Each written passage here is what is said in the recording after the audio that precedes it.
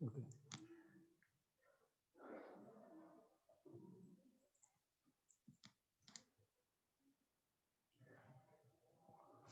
Afternoon students. आज हम start कर रहे हैं NPO, non profit organisation. NPO, non profit organisation. There are two types of organization. First is profit organization and second is non-profit organization. First of all, what do you mean by profit organization? तो profit organisation में क्या होता है कि हम जो भी activity करते हैं उसके पीछे हमारा मोटिव फिक्स होता है कि हमें प्रॉफिट अर्न करना होता है, और प्रॉफिट ऑर्गेनाइजेशन को हम कहते हैं बिजनेस। प्रॉफिट ऑर्गेनाइजेशन को हम कहते हैं बिजनेस।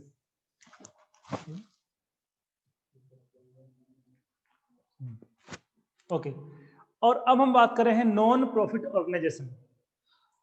अब नॉन प्रॉफिट ऑर्गेनाइजेशन क्या होते हैं?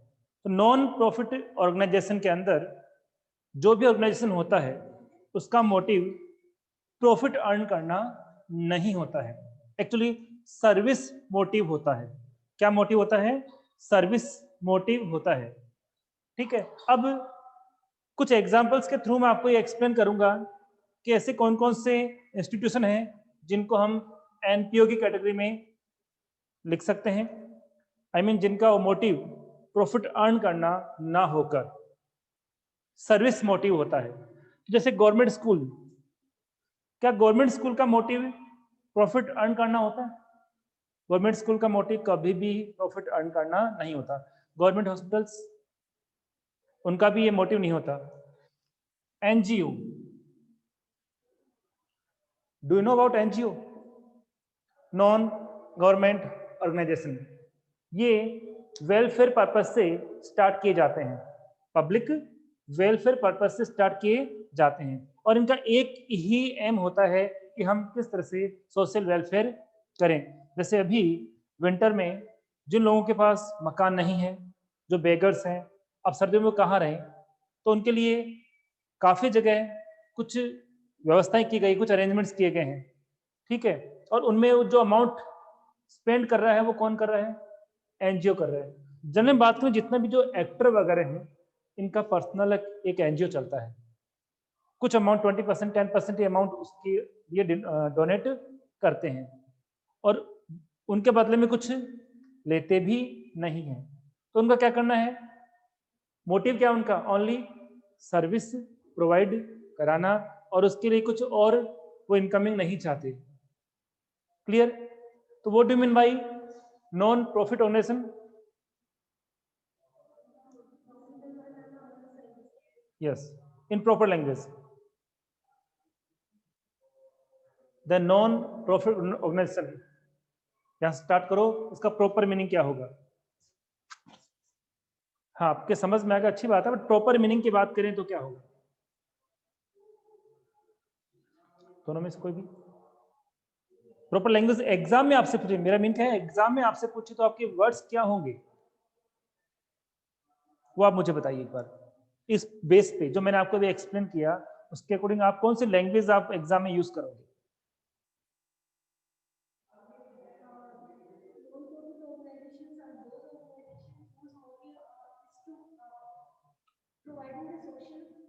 प्रोवाइडिंग सर्विस या सोशल वेलफेयर। हाँ, not earning profit, absolutely correct. अब आपके माइंड में क्वेश्चन आएगा कि जब ये एनजीओ है, नॉन प्रॉफिट ऑर्गेनाइजेशन है, तो इनकी अकाउंटिंग क्यों? अकाउंटिंग तो बिजनेस की एक्चुअली होनी चाहिए, तो एनपीओ की अकाउंटिंग क्यों करें? नॉन प्रॉफिट ऑर्गेनाइजेशन है, इनकी हम अकाउंटिंग क्यों करें? तो रीजन क्या है? आपने ट्रस्ट का नाम सुना है, जो भी वेलफेयर है इनका नाम सुना है। तो वेलफेयर करने के लिए हमें क्या चाहिए? किसी को सर्विस प्रोवाइड कराने के लिए हमें क्या चाहिए? हमें नीड होती है किसकी? कैश की। विदाउट कैश हम किसी का कोई वेलफेयर नहीं कर सकते, किसी भी तरह की सर्विस प्रोवाइड नहीं कर सकते।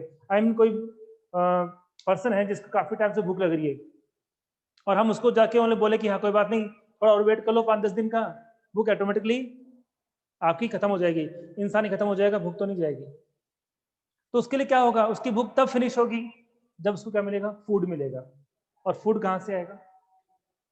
तो जितने भी चैरिटेबल ट्रस्ट है इनके पास क्या आता है, कैश आता है। और सोर्सेस बहुत सारे होते हैं। पॉलिटिकल पर्सन डोनेट करते हैं, बिजनेस पर्सन डोनेट करते हैं, नॉर्मल ह्यूमन बीइंग है वो भी डोनेट करते हैं। सारा अमाउंट किसके पास है, क्या उस ट्रस्ट के पास आ गया। ठीक है, अब उस ट्रस्ट में मिनिमम कितने मेंबर होते हैं जनरली? कोई भी हम एनजीओ स्टार्ट करते हैं तो उसमें मिनिमम 10 मेंबर होना कंपलसरी है। कितना? 10। अब 10 मेंबर या कुछ कितने मेंबर हैं, मिनिमम 10 है, मैक्सिमम की कोई लिमिट नहीं है। अब अमाउंट फंड के पास आ रहा है, सॉरी ट्रस्ट के पास आ रहा है, ठीक है, सपोज 1 करोड़ रुपीज आ गए, बट वो 1 करोड़ रुपीज कहाँ है, हमने क्या किया उनका, वो हमें रिकॉर्ड रखना कंपलसरी है। अदरवाइज क्या होगा, जो मेंबर्स हैं उनमें डिस्प्यूट हो जाएगा, वो किसी के ऊपर फेथ नहीं करेंगे। तो फेथ तो होना जरूरी है। तो फेथ के लिए क्या होगा, रिटर्न वर्क भी करना पड़ेगा कि कितना कितना अमाउंट एज ए डोनेशन हमारे पास आया है और इस डोनेशन में से कितना हमने वेलफेयर पर्पज से स्पेंड कर दिया है। इस पर्पज के लिए हमें क्या करना होता है, एनपीओ की अकाउंटिंग करनी होती है। तो जितने भी एनपीओ है, नॉन प्रॉफिट ऑर्गेनाइजेशन है, उनके पास अमाउंट आता है वेलफेयर करने के लिए, तो कहाँ कहाँ से कितना कितना अमाउंट आया और उस अमाउंट में से किस तरह से उन्होंने स्पेंड किया है, वो सारा रिकॉर्ड हम किसमें करते हैं, इसमें भी करते हैं। बट डिफरेंस जो कुछ भी होगा हम इसको प्रॉफिट नहीं कहेंगे। वाई? तो प्रॉफिट इसलिए नहीं कहेंगे क्योंकि मोटिव प्रॉफिट है ही नहीं। तो हम क्या बोलेंगे, हिंदी में कहते हैं बचत। क्या बोलते हैं, बचत। और यहां पे हम यूज करेंगे सरप्लस। ठीक है, सरप्लस कब होगा, जब हमारे पास इनकम आ रही है वो कंपेयर टू एक्सपेंस ज्यादा है, तब तो क्या है वो सरप्लस है। बट हमने वेलफेयर ज्यादा कर दिए, किससे, इनकम से, उस केस में सरप्लस तो नहीं हो सकता। तो फिर क्या होगा, क्या कहेंगे उसको, डेफिसिट कहेंगे। क्या कहेंगे, डेफिसिट। इसको तो हम क्या बोलेंगे, बचत कह दो हिंदी में या आधिक्य, और इसको क्या बोलेंगे हम लोग, डेफिसिट। और हिंदी में क्या बोलते हैं, डेफिसिट का प्रॉपर मीनिंग क्या होता है? आपकी हिंदी में भी कुछ ऐसे मीनिंग आते हैं हिंदी के पेपर में जिनमें इंग्लिश वर्ड देख के हिंदी पूछ लेता है। तो डेफिसिट का प्रॉपर मीनिंग क्या है, हिंदी में क्या कहेंगे इसको? नुकसान नहीं कहते, हानि भी नहीं कहते, इसके लिए हिंदी में हिंदी वर्ड होता है ये घाटा। नाम सुनता जानते सभी लोग, आई बात समझ में? जनरल लोग बिजनेस में भी जो बिजनेसमैन जो पढ़े लिखे नहीं है वो भी क्या यूज करते हैं, ये यूज करते हैं।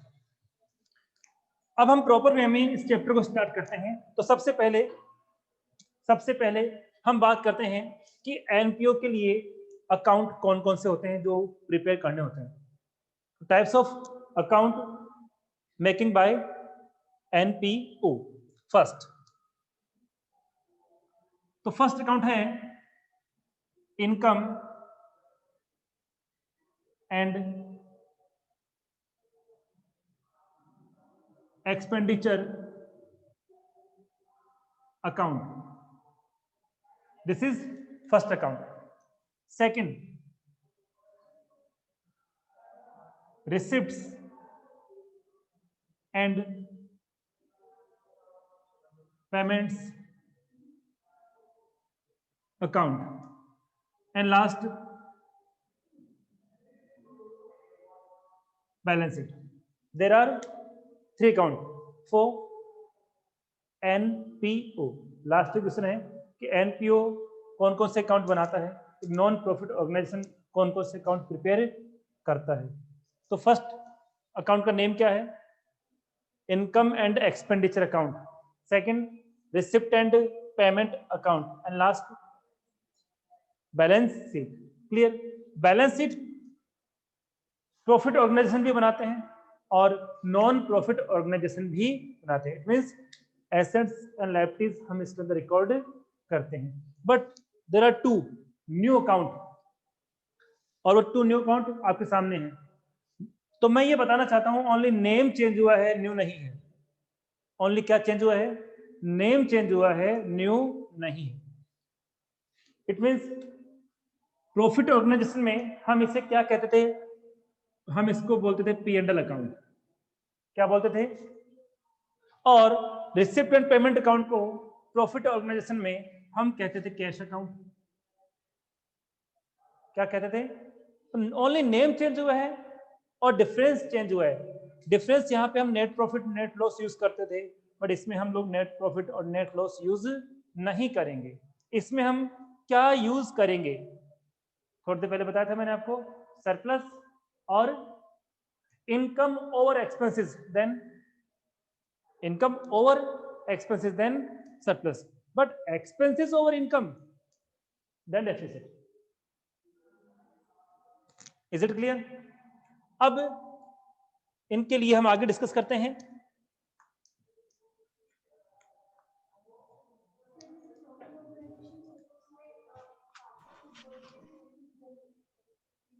इसमें ऐसा कुछ नहीं होता।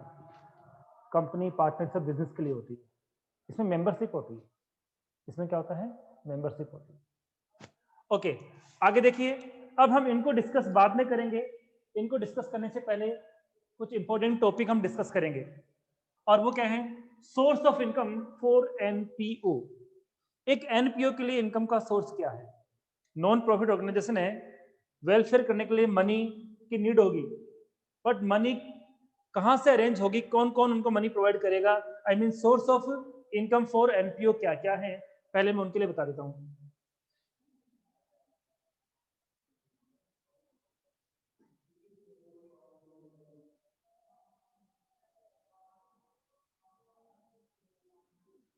अब source of money for NPO, तो इनमें सबसे पहले हमारे पास क्या होगा?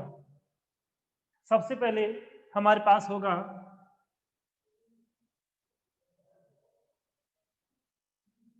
सब्सक्रिप्शन। अभी मैं इनका मीनिंग भी डिस्क्राइब करूंगा। Then next donation, next charity. Firstly इन तीन को मैं डिस्क्राइब कर रहा हूं। फर्स्ट में अपने पास वर्ड क्या है? Subscription. What is subscription? What do you mean by subscription? Can you tell me? कभी नाम सुना है सब्सक्रिप्शन का? बट मैं कहता हूं कि आपने सब्सक्रिप्शन का नाम कई बार सुना है, स्पेशली फेस्टिवल टाइम पे, लाइक जैसे दशहरा आपका होता है, डांडिया जो प्रोग्राम होता है नवरात्रा के टाइम पे, तब आपने बहुत बार सुना है। और इंग्लिश वर्ड आपको जनरली कोई यूज नहीं करता इसके लिए, जो प्रॉपरली इंग्लिश बोलते हैं वो भी हिंदी वर्ड यूज करते हैं, और वो है, बात समझ में आपके, कि जब दशहरे टाइम पे रावण बना के लोग जलाते हैं, तो जो सोसाइटी है, जो कोई पर्टिकुलर स्ट्रीट है, वो रावण मिलके सब लोग क्या करते हैं? बनाते हैं या परचेज करते हैं। तो किसी पर्टिकुलर फैमिली के द्वारा तो अरेंजमेंट होता नहीं है, डोर टू डोर हम क्या करते हैं? चंदा मांगते हैं। डोर टू डोर हम क्या करते हैं? चंदा मांगते हैं। पैसे जो देता है उसके हम एक स्लिप बना के उनको वापस देते हैं, रिसिप्ट वापस देते हैं, तो उसको हम क्या बोलते हैं? सब्सक्रिप्शन। तो ऐसे एनजीओ भी क्या है? ये डोर टू डोर जाते हैं और वेलफेयर के नाम पर पैसा अरेंज करते हैं, और उनको भी क्या देते हैं? रिसिप्ट देते हैं। ठीक है, ताकि उनके पास रिकॉर्ड रहे कि हाँ ये उनसे आया, ये उनसे आया, ये उनसे आया। क्या आपकी बात समझ में आ गई? अब नेक्स्ट है आपका डोनेशन, और उसके बाद क्या है? जनरली हम लोग डोनेशन और चैरिटी को सेम समझते हैं, बट एक माइनर सा इसमें डिफरेंस है। 11th क्लास में दोनों को ही हम हिंदी में क्या बोलते थे? दान। हिंदी से ही इसको हम समझ पाएंगे और इंग्लिश में नहीं समझ पाएंगे, तो समझिए एक बार। हिंदी में इसको क्या बोलते हैं? दान। इसको दान नहीं बोलते, इसको बोलते हैं, क्या बोलते हैं? धर्मादान। अब मैं इसको एक्सप्लेन करता हूं प्रॉपर्ली। डोनेशन क्या होता है? जब हम लोग ये भी डोनेशन ही है एक तरह से, बट एक मीनिंग चेंज हो गया। कोई डोनेशन हम इसलिए ले रहे हैं कि उसका कोई पर्टिकुलर मोटिव नहीं है, पर्टिकुलर कोई रिलीजियस मैटर नहीं है, किसी पर्टिकुलर कास्ट से मतलब नहीं है, तब तो क्या है, डोनेशन है। बट किसी फैमिली द्वारा, किसी कास्ट के द्वारा अपनी कास्ट को प्रमोट करने के लिए कोई ट्रस्ट बनाया गया, like Jain charitable trust, Sindhi charitable trust, वो किसके लिए है, उस पर्टिकुलर कास्ट के लिए। उस कंडीशन में उस दान को, उस डोनेशन को डोनेशन नहीं कहेंगे, क्या कहेंगे, चैरिटेबल ट्रस्ट कहेंगे।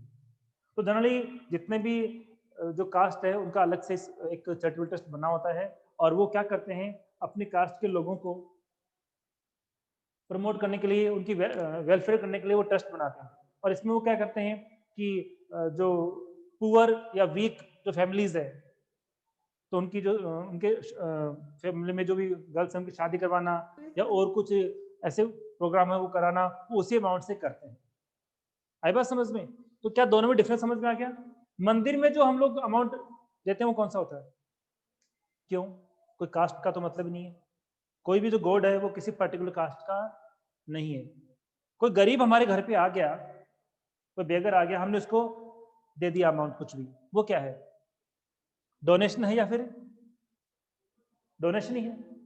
बट आपकी ही कास्ट का कोई इंसान आ गया और ये कह रहा है कि ना हमारी कास्ट में जो पुअर गर्ल्स है उनके में मैरिज करनी है और इसके लिए उनको तो कर नहीं सकते, हम ही सब लोग अरेंजमेंट करते हैं, आप अमाउंट दीजिए, तो क्या होता है। बट इन दोनों में और इसमें एक मेजर डिफरेंस है, ये कभी भी बिना मांगे नहीं मिलता। क्या नहीं मिलता बिना मांगे?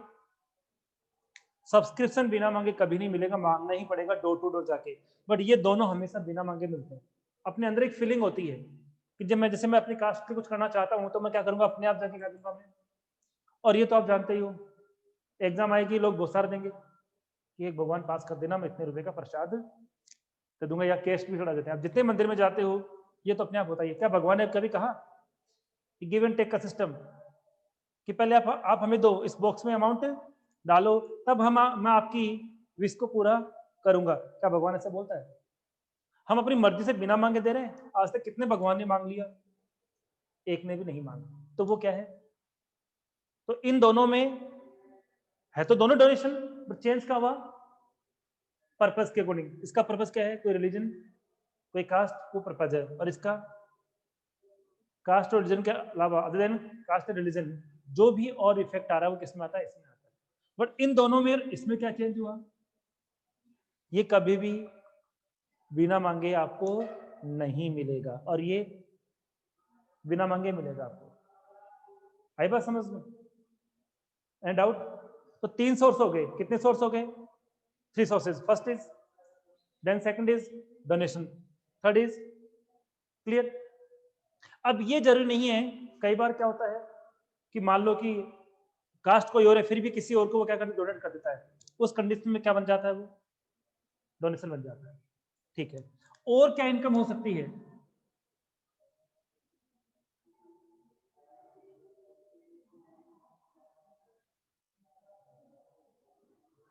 Membership fees. अब मेंबरशिप फीस क्या होती है? तो मैंने भी कहा था कि जनरली एनजीओ के लिए मिनिमम कितने मेंबर होने चाहिए, 10, और उन 10 में 1/3 लेडीज होनी चाहिए, अदरवाइज एनजीओ का रजिस्ट्रेशन नहीं हो पाता। अब मोर देन की तो वो लिमिट है नहीं ना। अब मैं भी चाहता हूँ कि मैं भी पब्लिक के लिए, सोशल एरिया के लिए कुछ करूँ, तो मैं भी क्या करूंगा, उस एनजीओ का एक मेंबर बनूंगा। तो मेंबर फ्री ऑफ कॉस्ट नहीं बना जाता। मेंबर बनने के लिए क्या करना होता है, एक फिक्स अमाउंट देना होता है। हाँ प्रीत, आ सकते हो। आई बात समझ में? तो अभी मैं क्या बात कर रहा था कि मेंबर बनना है तो क्या करना पड़ेगा, मेंबरशिप फीस आपको देनी पड़ेगी, एक फॉर्म फिल करना पड़ेगा। फॉर्म फिल करोगे, इट मीन्स फॉर्म फिल करके उसका एक पर्टिकुलर अमाउंट डिपॉजिट कराओगे, तो आपका भी नाम क्या होगा, मेंबर्स की लिस्ट में ऐड हो जाएगा। अब जब भी वो एनजीओ कोई भी प्रोग्राम करेगा, कुछ भी करेगा, तो आपको भी इन्वाइट किया जाएगा। Is it clear? बट एक और भी चीज है यहाँ पर, और वह है लाइफ टाइम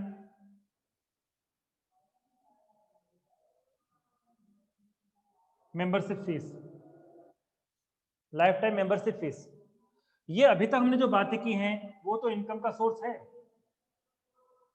बट ये इनकम का सोर्स नहीं है, ये इनकम है ही नहीं, ये ऑलवेज क्या बन जाएगी, क्या बनेगी, लायबिलिटीज। वाई, क्यों? तो रीजन क्या है, मैं मेंबर बन रहा हूं तो मुझे एवरी ईयर एक पर्टिकुलर अमाउंट उस पर्टिकुलर एनजीओ को या सोशल वेलफेयर जो इंस्टीट्यूशन है, जो एनपीओ, उसको देना पड़ेगा। अब मैंने पूछा कितना, कि एवरी ईयर 1000 रुपीज। तो मैंने क्या कहा कि आप तो लाइफ टाइम बताओ, बार बार मैं नहीं देना चाह रहा, मैं एक साथ देना चाह रहा हूँ, कितना दूंगा बताओ। तो हमने कहा 50,000 दे दो, तो एक साथ दे दिया ना।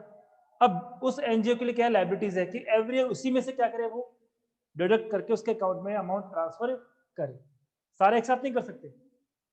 तो लम सम में वन टाइम पेमेंट कर दिया जाए लाइफ टाइम के लिए, तो वो ऑलवेज क्या हो जाती है, लायबिलिटी। बट ये लाइफ टाइम यूज नहीं किया हुआ है, ओनली क्या यूज किया हुआ है, तब क्या बन जाएगा, हाँ, इट मीन्स ये तो कौन सा हो गया, रेवेन्यू नेचर या कैपिटलाइज नेचर, और ये कौन सा नेचर हो गया, कैपिटलाइज नेचर हो गया। Is this clear? Main difference पूछा हुआ है कि what is the difference between membership fees and life time membership fees, और इसके टू आपसे एग्जाम में डिफरेंस पूछे। तो फर्स्ट तो क्या हुआ, ये कौन सा नेचर, रेवेन्यू, ये कौन सा हुआ, हाँ, ये ओनली इनकम होगा, तो ये इनकम नहीं होगा, ये क्या होगा, लायबिलिटीज हो जाएगा। Is this clear? Any doubt? और हम बात करें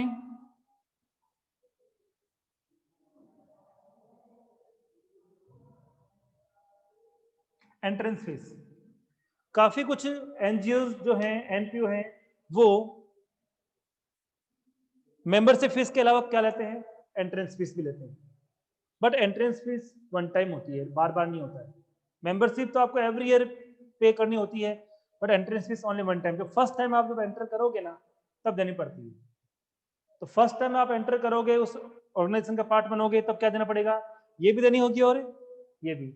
आपके स्कूल में एडमिशन फीस होती है ना, क्या बार बार होती है, एक बार होती है, पर उसके बाद फीस आपकी अलग लगती है, वो अलग हो गई। यहां तक बात समझ में आ गई? अब देखो इसमें क्या है, दो बातें हैं, इसको हम लोग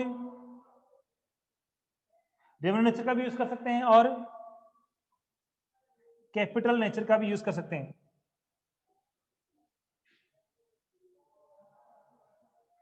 ठीक है, यदि हम इसको रेवेन्यू नेचर का ट्रीट करते हैं, तो इसको कौन से अकाउंट में लेके जाएंगे, हम इसको कौन से अकाउंट लेके जाएंगे, इनकम एंड एक्सपेंडिचर अकाउंट में लेके जाएंगे या नहीं लेके जाएंगे। रेवेन्यू नेचर मैंने कहा था कि income and expenditure account P and L account है, और पी&एल अकाउंट में ओनली रेवेन्यू नेचर के ट्रांजेक्शन ही रिकॉर्ड किए जाते हैं। क्लियर? और रिसिप्ट एंड पेमेंट में आएगा नहीं आएगा, कैश ट्रांजेक्शन चाहे किसका भी हो, उसमें रेवेन्यू भी हम नहीं देखते, हम लोग कैपिटलाइज भी नहीं देखते, कैश से मतलब होता है। बैलेंस शीट में कौन सा आएगा, रेवेन्यू ट्रीट करोगे तब आएगा, या कैपिटलाइज ट्रीट करोगे तब आएगा, कैपिटलाइज ट्रीट करोगे तब आएगा। ठीक है, क्वेश्चन में इंफॉर्मेशन नहीं है, ओनली ये हमें मैटर, सॉरी, ओनली ये गिवन है एंट्रेंस फीस, बस ये गिवन नहीं है कि वो रेवेन्यू टाइप का है या फिर capitalise. So in the absence of any information, entrance fees will be assumed, they will be treated as revenue expenses. बिना सूचना के, बिना इंफॉर्मेशन के हमें कैपिटलाइज नहीं मानना है, हमें क्या मानना है। और कई बार ऐसा होता है कि 60% will be treated as capitalise nature.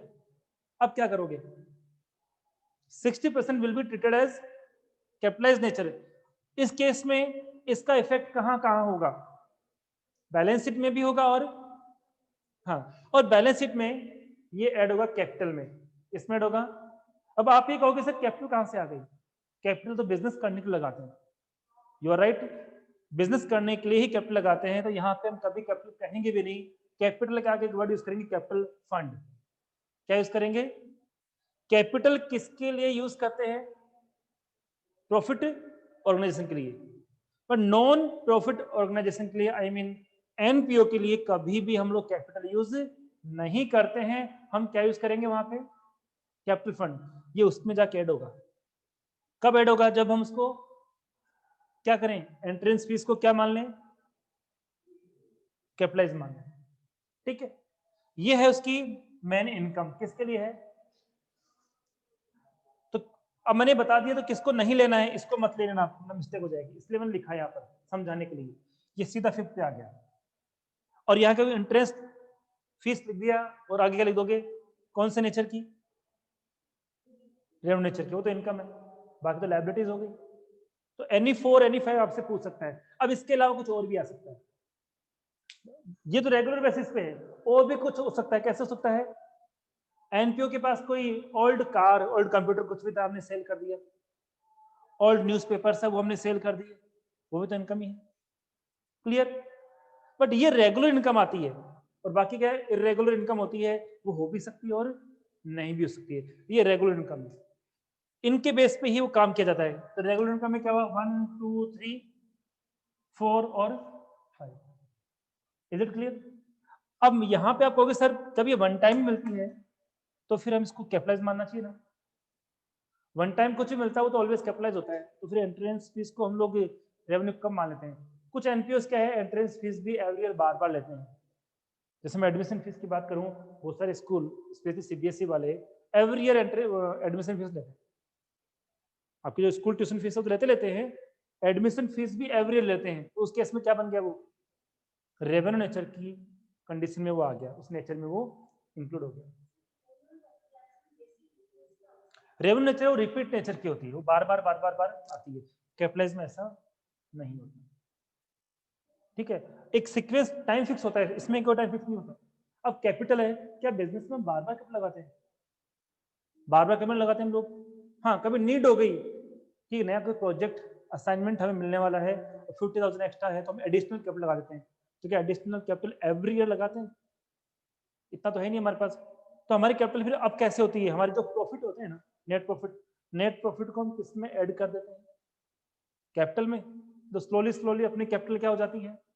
Up हो जाती है, इंक्रीज हो जाती है। क्लियर?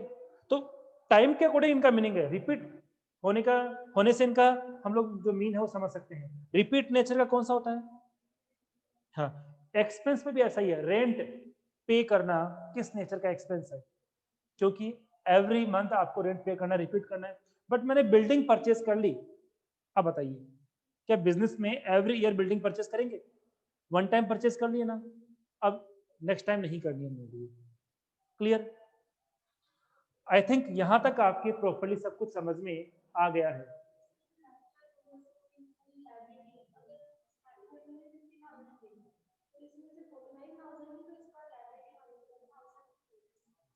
यदि हमें ये गिवन मिलेगा तभी करेंगे, अदरवाइज लाइफ टाइम मिलते ही हमें क्या करना उसको, हम उसे मांगेंगे ही नहीं कभी, और अकाउंट से करेंगे नहीं। हम क्या बोलेंगे? इसका अकाउंट क्या हो गया?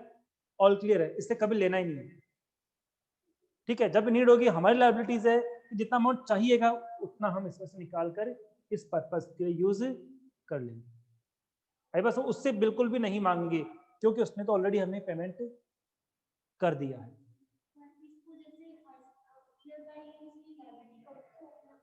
वो तब मानेंगे जब क्वेश्चन में इसलिए हमें इसके लिए कहा हुआ है कि हमें मेंबरशिप फीस इतनी उससे लेनी थी एवरी ईयर, ठीक है, और इसने इतने ईयर की जो एज्यूम करके एक साथ दे दी, उस केस में करेंगे। लेकिन ये इन्फॉर्मेशन नहीं आएगी तब, ये बताया नहीं कि मेंबरशिप फीस कितनी लेनी है पर्टिकुलर मंथ की, पर्टिकुलर ईयर की, बताया नहीं है, तो क्या करोगे? उस केस में आप ऐसा नहीं कर सकते। क्लियर? तो ये कुछ आपके पॉइंट यहाँ पे आपके सामने आ चुके हैं। विदाउट इंफॉर्मेशन रेवेन्यू, क्योंकि ये जो एनपीओज हैं इनके पास में सोर्स ऑफ इनकम क्या होगा? चाहे कम ही ले लेंगे, 100 रुपए ले लेंगे, कोई दिक्कत नहीं है, 200 रुपए ले लेंगे, कुछ तो आएगा। इसलिए क्या कर लेते हैं उसको एवरी, और जब कोई इंसान वेलफेयर करना चाहता है तो वो 100 500 200 के लिए नहीं सोचता, क्योंकि सारे मेंबर लगा रहे हैं। कोई एक मेंबर लगाए तो अलग बात है, सब मेंबर मिलके तो डिसाइड करते हैं कि हम एंट्रेंस फीस भी क्या करेंगे? एवरी ईयर देंगे। आई बात समझ? क्योंकि यहाँ पे जो भी डिसीजन होता है ना, वो किसी पर्टिकुलर पर्सन का नहीं होता। मीटिंग होती है, सारे मेंबर उसमें पार्टिसिपेट करते हैं, डिसीजन जो होता है वो सबकी म्यूचुअल अंडरस्टैंडिंग से होता है। तो सबने कहा ठीक है हम तो एवरी ईयर देंगे, इट मींस क्या वो, ठीक है। और यहाँ वो कहते नहीं एवरी ईयर नहीं, एक बार देंगे उसके बाद कभी नहीं देंगे, तब क्या है वो? तो विदाउट इंफॉर्मेशन क्या मानेंगे? कि हम इसको एवरी ईयर ही लेंगे। ठीक है, यहां तक आपकी बात समझ में आ गई सबके? 8 o'clock। आगे बात देखिए। अब मैंने कहा इसके अलावा भी कुछ और भी आपके पास इनकम आ सकती है, तो उनका भी आपको ध्यान में रखना है। Is this clear? अब आगे बात करते हैं हम लोग।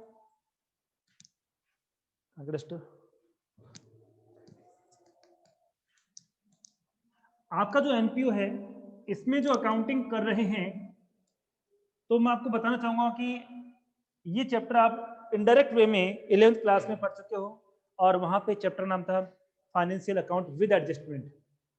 Final account with adjustment use कर लो या financial account with adjustment use कर लो। तो अब मैं बात करूंगा types of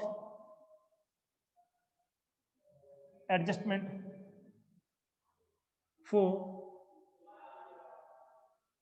making income and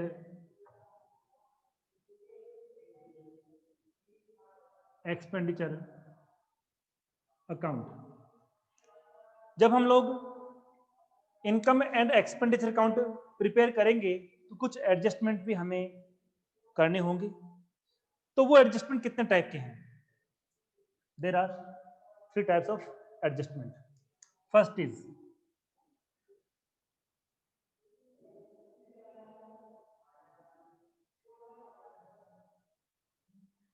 first क्या है? Related to expenses.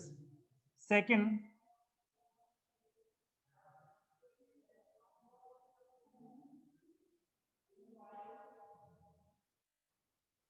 related to income, and last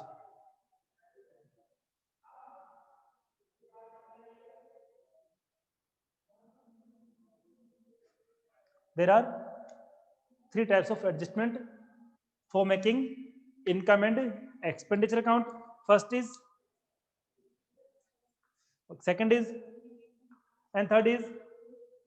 अब इनके सबके 2 पार्ट हैं, इसके 2 पार्ट हैं, इसके भी 2 पार्ट हैं, और इसके भी 2 पार्ट हैं। अब वो 2 पार्ट कौन कौन से हैं?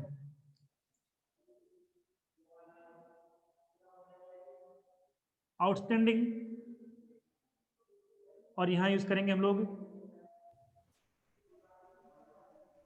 प्रीपेड। तो एक्सपेंसेस के दो एडजस्टमेंट है, वो कौन कौन से हैं? Outstanding expenses and prepaid expenses. And related to income, yes, accrued on पागल मत बन। यहां पर, और स्टॉक के भी 2 हैं। ट्रेडिंग अकाउंट के अंदर दोनों हम यूज करते थे। डेबिट साइड में ट्रेडिंग अकाउंट में सबसे पहले क्या यूज किया जाता था? Opening stock. एंड जब हमारा जो ट्रेडिंग अकाउंट फिनिश हो जाता था, तो लास्ट ट्रांजेक्शन क्या होता था? तो हम फर्स्ट यूज कर रहे हैं ओपनिंग स्टॉक और closing stock. Is this clear? There are 3 types of adjustment for making income and expenditure account. First is related to expenses, next related to income, and last related to, and all adjustment we can divide it in 2 parts. First, expense से related जो adjustment होंगे उसमें क्या क्या आएगा, किसको include करेंगे? Outstanding और एक्रूड। और अब यहाँ पे एनपीओ में क्या है? बिजनेस में जनरली ऐसा नहीं होता है। एनपीओ में क्या है, वो इसके लिए भी यूज कर सकता है ये, और इसके लिए क्या यूज कर सकता है? चेंज का होगा। फिर आप कहोगे सर हम किस तरह से आइडेंटिफाई करें? तो जैसे मैं कहूं डोनेशन, और डोनेशन के साथ लगा दिया आउटस्टैंडिंग, डोनेशन तो इनकम है ना, इनकम के साथ आउटस्टैंडिंग लग गया तो क्या हो जाएगा? वो एक्रूड ही है। जब हिंदी में एक वर्ड यूज करते हैं इनके लिए हम लोग, बकाया। इनकम जब बाकी होती है तो जनरली क्या यूज करते हैं? एक्रूड। और एक्सपेंस जब बाकी है तो क्या यूज करते हैं? बट एनपीओ में दोनों के लिए हम क्या यूज कर सकते हैं? एक्रूड भी यूज कर सकते हैं। और तो इनकम के साथ आउटस्टैंडिंग लग जाता है तो इसका मतलब वो ये नहीं है, वो क्या है? एक्रूड वाला ही है। Is this clear? अब इनका एडजस्टमेंट करना कैसे है? अब इनका एडजस्टमेंट करना कैसे, हम उनकी बात करेंगे। तो अभी हम किसके रिगार्डिंग एडजस्टमेंट करने की बात कर रहे हैं? Income and expenditure. इसके बिहार पे हम समझेंगे कब ऐड करना है, कब लेस करना है, किस तरह से इनको लिखना है। तो मैंने कहा रूल सारे वही हैं जो 11th क्लास में है, और फिर भी हम सारे रिपीट करेंगे, दोबारा से पढ़ेंगे।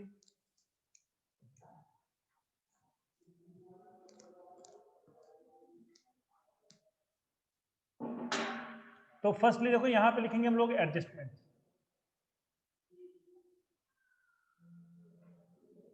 और 3 पार्ट हम इसके बना लेते हैं।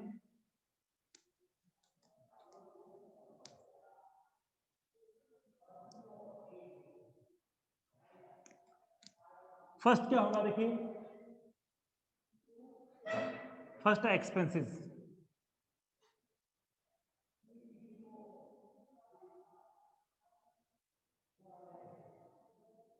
Next income, and last stock. और इनके भी कितने पार्ट हो जाएंगे? 2 पार्ट। इसके भी कितने पार्ट हो जाएंगे? 2 पार्ट। और इसके भी 2 पार्ट्स।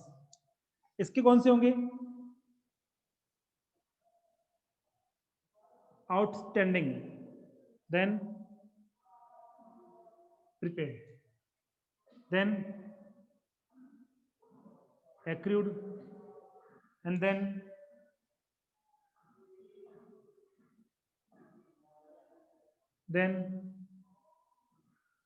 opening। अब देखिए करना क्या है, किस तरह से लिखेंगे। बट उससे पहले आउटस्टैंडिंग एक्सपेंसेस के कुछ अदर नेम भी हो सकते हैं, और वो अदर नेम क्या क्या हैं? आउटस्टैंडिंग एक्सपेंस के कुछ अदर नेम हैं, वो अदर नेम क्या क्या हैं? हम इसको एक्सपेंसेस ड्यू भी यूज कर सकते हैं, हम इसको अनपेड एक्सपेंस भी यूज कर सकते हैं। और मैंने बोल दिया एक्रूड एक्सपेंस हो जाए तो भी क्या है, वो आउटस्टैंडिंग ही है। प्रीपेड का क्या करना है? इसका एक ही नाम अदर है, और वो है एडवांस। और लास्ट में क्या लग जाएगा? अब देखिए इसका अदर नेम और क्या क्या हो सकता है। तो एक तो क्या होगा, इनकम के साथ क्या लग जाएगा? आउटस्टैंडिंग। तो एक्रूड के नेचर क्या होगा, इसी नेचर में इंक्लूड करेंगे। बट और क्या हो सकता है?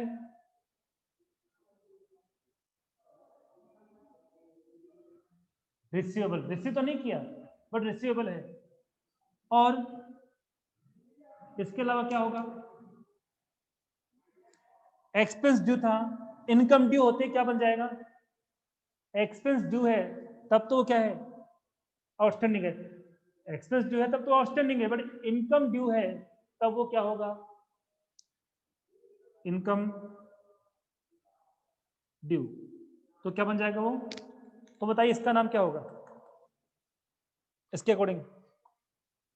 ये था एडवांस एक्सपेंसेस। तो यहां पे क्या आएगा? Advance income.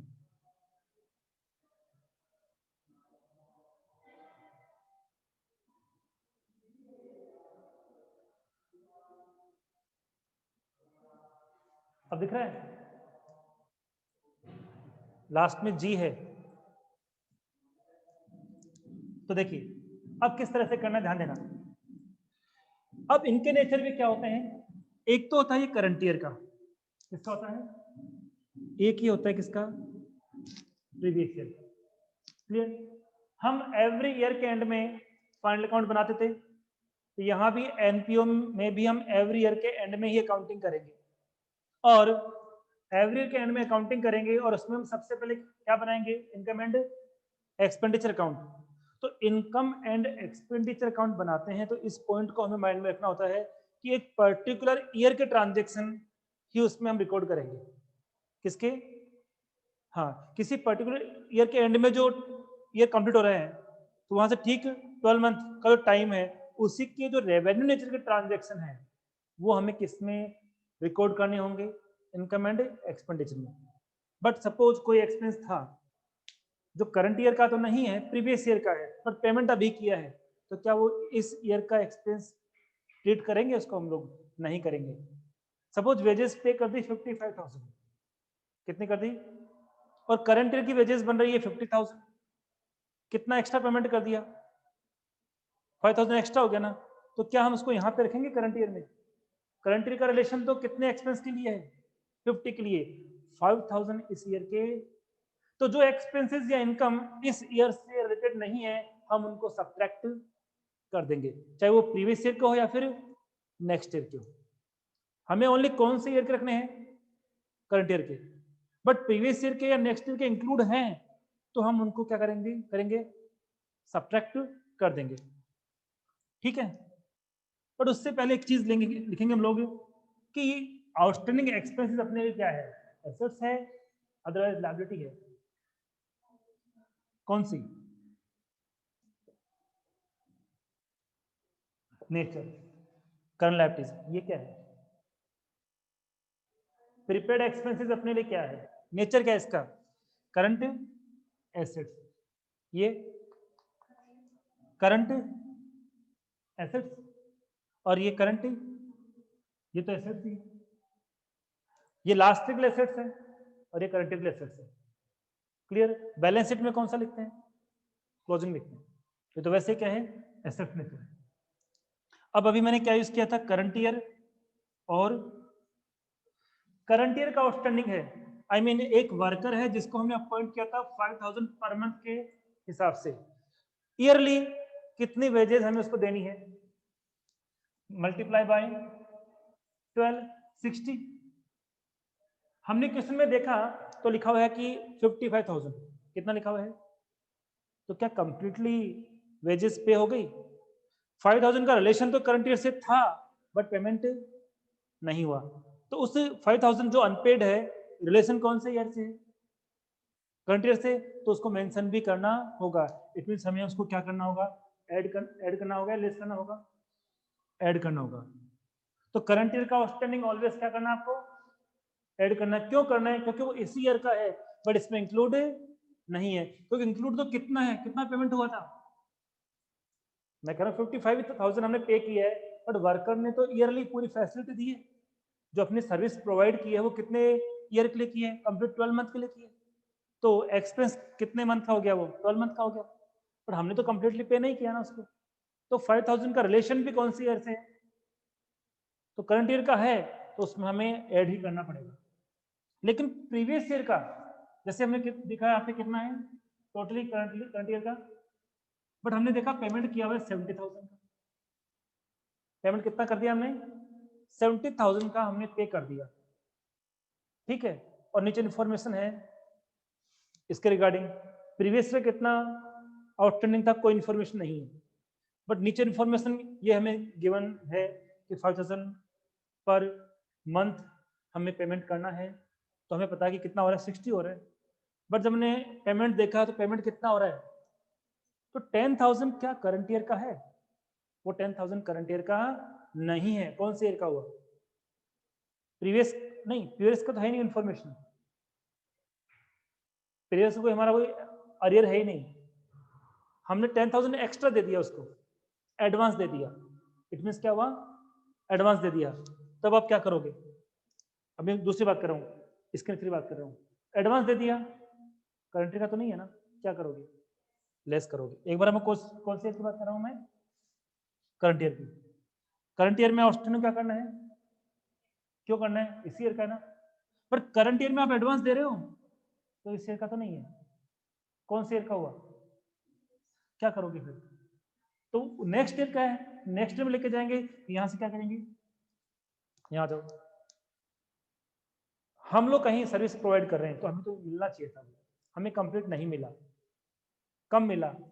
करंट ईयर में। जैसे इस बार हम बात करें, हम खुद एम्प्लॉय थे, हम खुद काम कर रहे थे, हमें इनकम मिलनी थी और 60 की बजाय हमें 55 ही मिली, तो हमें कितना और लेना है? करंट ईयर का ही तो है वो, तो क्या करना है उसको, प्लस या माइनस? प्लस करना है। और यहाँ पे क्या करना है, हमने ज्यादा ले लिया, एडवांस ले लिया, उस एडवांस लिया मतलब बाकी जो एडवांस लिया है वो करंट ईयर का तो नहीं है, कौन से का है, नेक्स्ट ईयर का है, करंट ईयर का नहीं है ना, क्या करेंगे, लेस करेंगे, ऐड करेंगे, लेस करेंगे। ये तो किसकी बात हो गई। अब यहां बात करता हूं किसकी, प्रीवियस ईयर की। प्रीवियस ईयर का कोई अरियर था और पेमेंट कब हुआ, और उसके इन्फॉर्मेशन दे दिया कि जैसे 70,000 में यहाँ पे लिख देता एक बार, उसने नीचे इन्फॉर्मेशन दे दी कि 6,000 rupees related to previous year, total पता लग गया कितना, 60,000, नीचे इन्फॉर्मेशन क्या है, 6,000 rupees related to previous year. तो आप क्या करोगे यहाँ पे कि जो 70,000 हमने करंट ईयर में पे किए हैं उसमें से 6,000 तो कौन से ईयर के हैं, प्रीवियस ईयर के, ऐड करोगे लेस करोगे, ठीक है। तो 6,000 है तो फिर भी कितना एक्स्ट्रा हुआ, 60 कौन से ईयर का हुआ, करंट ईयर का, टोटल कितना एक्सेस हुआ, कितना बता रहा है प्रीवियस ईयर का, बाकी 4 क्या मानोगे आप,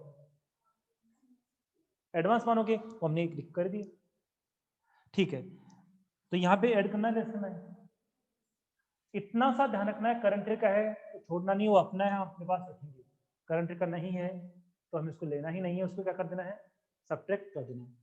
यहाँ बात करता हूँ, लास्ट ईयर में आपने एडवांस लिया था तो क्या रिलेशन करंट ईयर से है क्या, लास्ट ईयर में आपने एडवांस लिया था, क्या उसका रिलेशन, उस एक्सपेंस का रिलेशन करंट ईयर से है या नहीं है, बताइए।